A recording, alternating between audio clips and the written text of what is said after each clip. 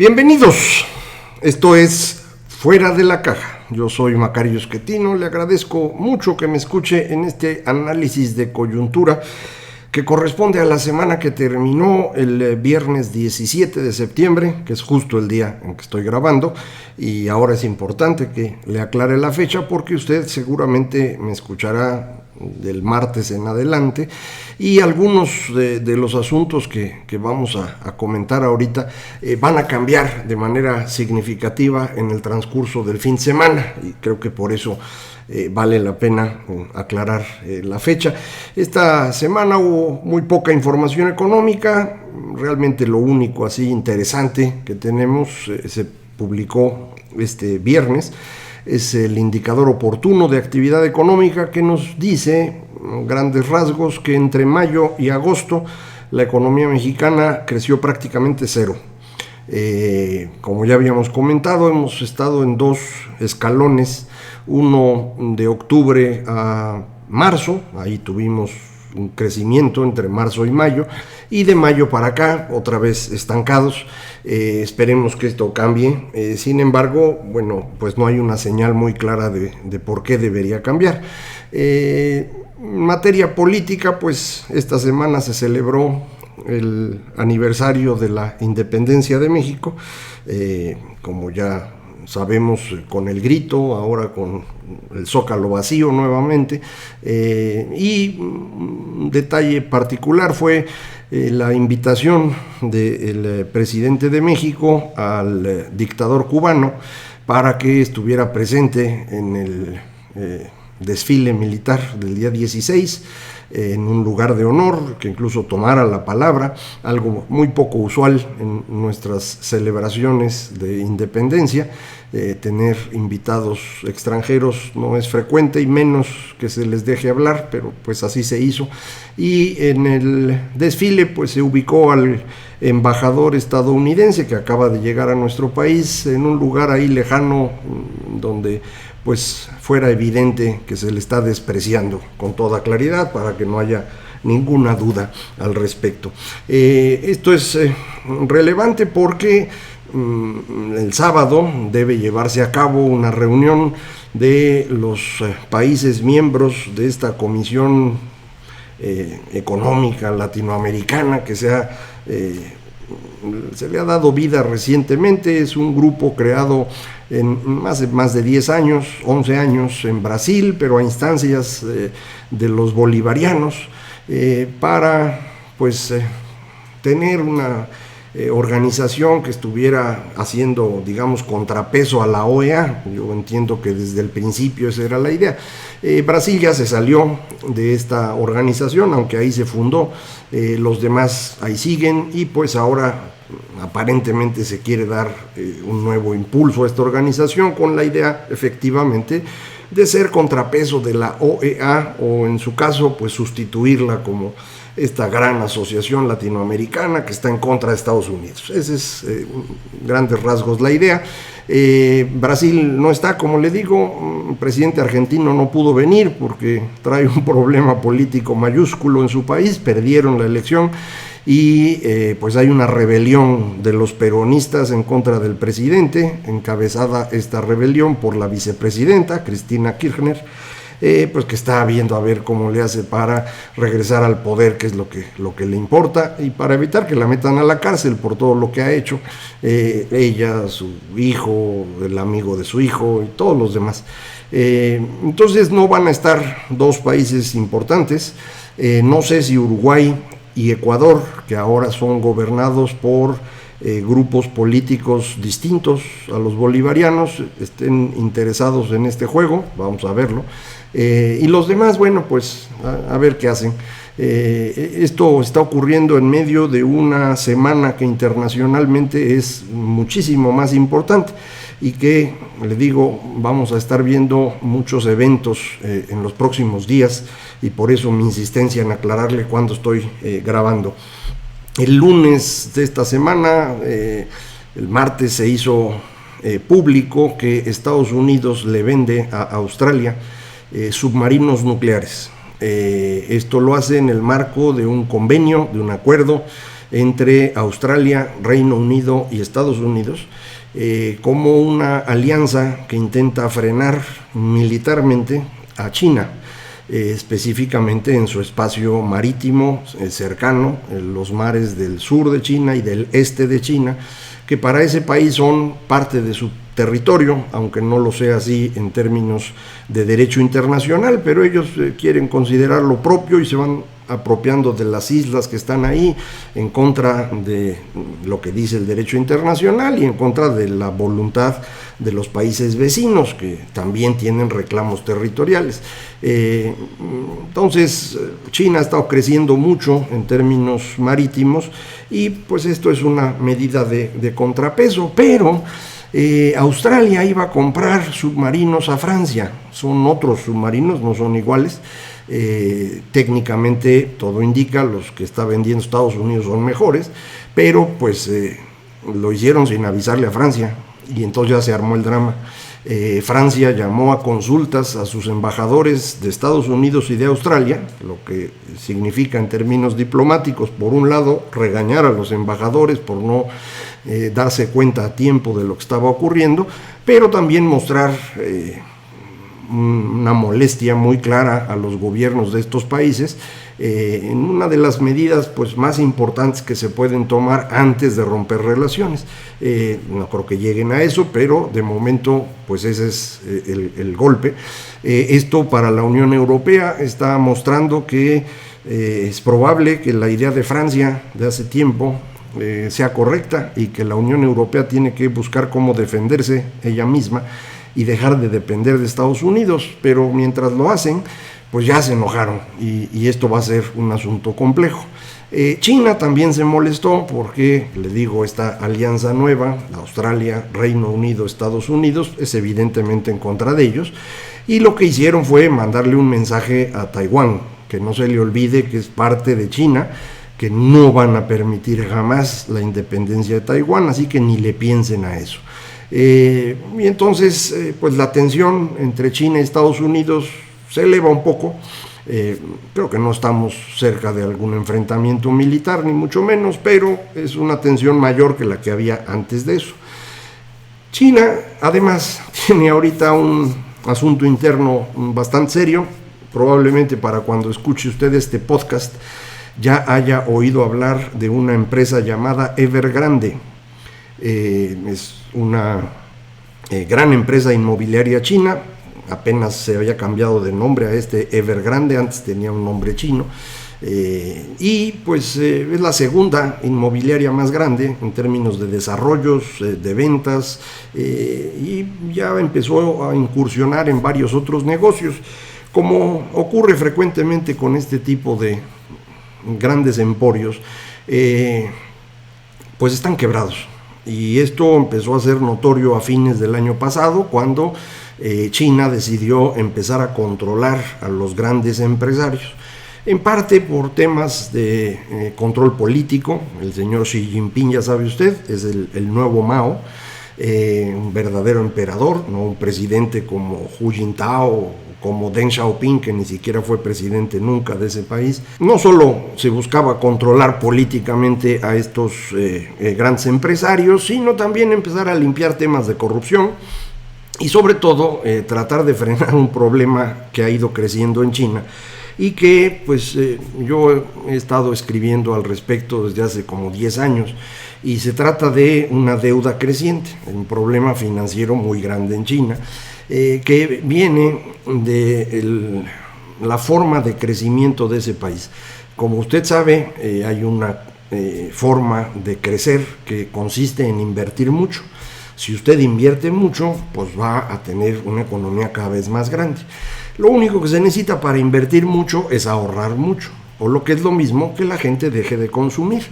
Este fue el esquema con el que creció Japón después de la Segunda Guerra Mundial, con el que creció Corea a partir de los años 60 y con el que ha estado creciendo China. Insisto, es realmente una forma muy simple que tiene un par de detallitos. Uno es que la gente quiere comer y uno no les va a permitir hacerlo, porque si todo el mundo consume, pues entonces no hay ahorro y no se puede invertir. El Estado necesita que haya inversión, necesita que haya ahorro y entonces fuerza a todo el mundo a dejar de consumir. ¿Cómo se hace eso? Pues Japón lo pudo hacer después de la Segunda Guerra Mundial por la gran derrota que sufrieron y que le sirvió al emperador para decir, pues hay que sacrificarse por este país, y dentro de la lógica en la cual vivían los japoneses en aquellos años, pues fue algo que se hizo y efectivamente se fue reduciendo el consumo de los japoneses medido como porcentaje del PIB, mientras se destinaba ese dinero a mayor inversión. Si usted invierte mucho y la gente no consume, pues entonces lo que produce hay que ponerlo en algún otro lado, y por eso exportan estos países.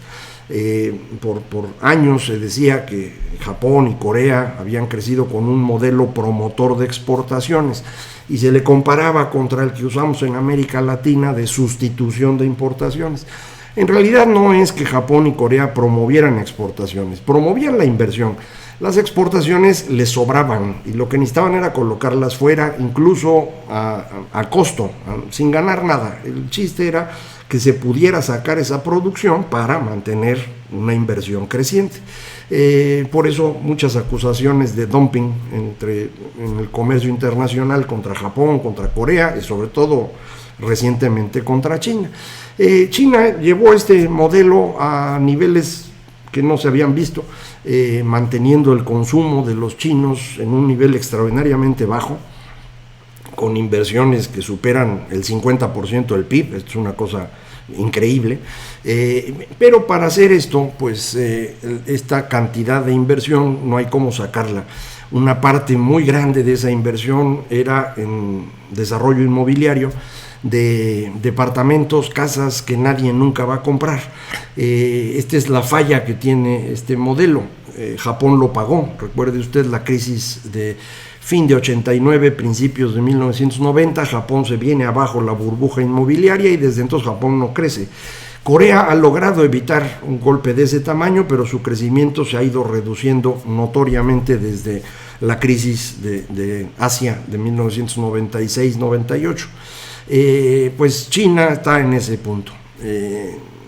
Lo sabíamos con toda claridad desde 2009, cuando viene la gran recesión, recuerda usted.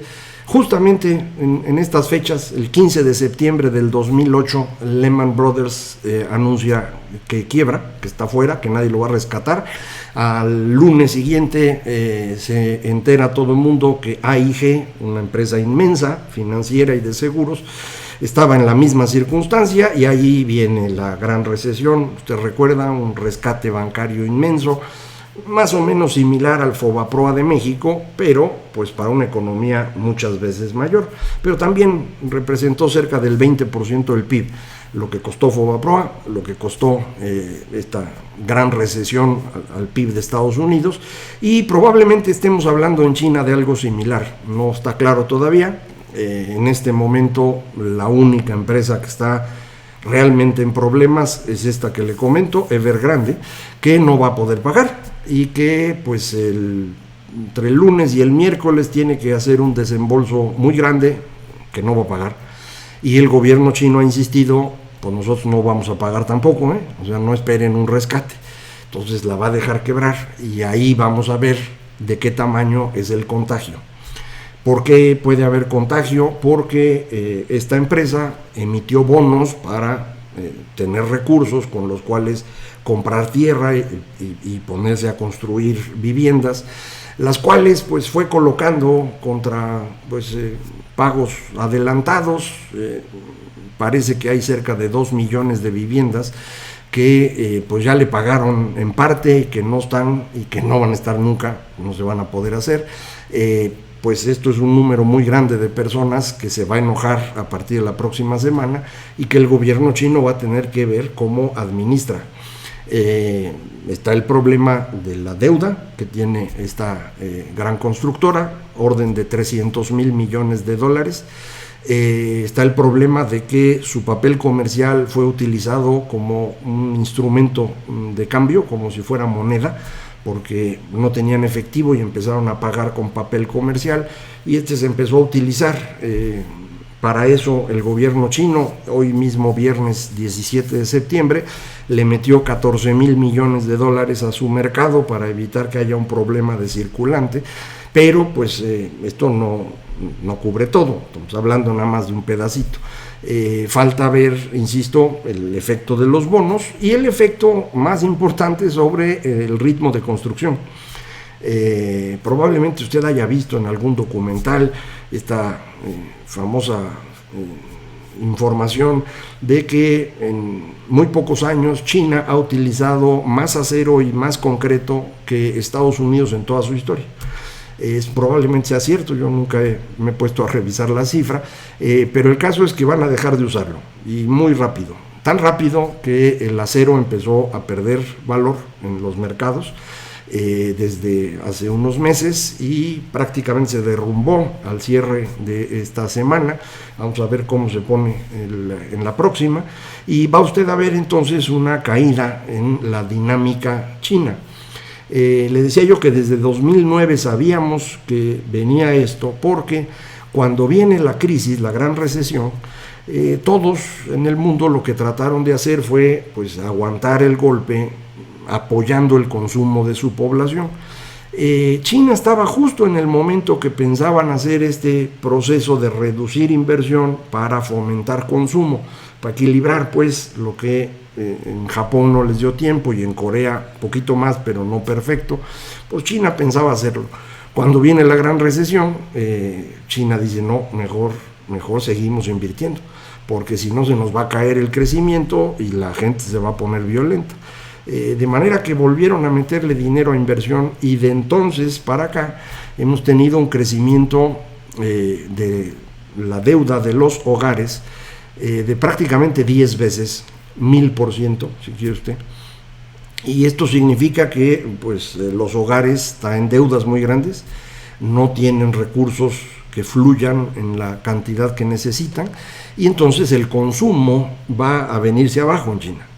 Y este intento de rebalancear la economía, bajando inversión e impulsando consumo, pues se va a venir abajo.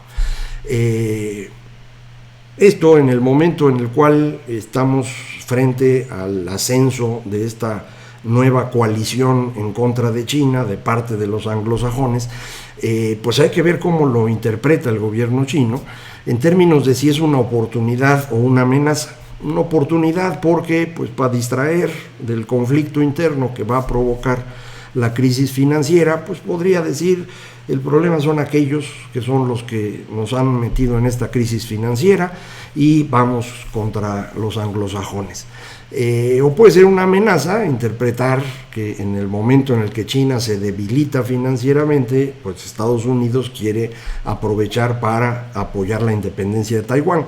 Son cosas que uno no puede saber exactamente cómo se están leyendo en los tomadores de decisiones de los países, pero que conviene tener en mente. Entonces, déjeme resumir esto para que conforme vaya saliendo la información, usted pueda acomodarla y entenderla mejor, ponerla en contexto, pues.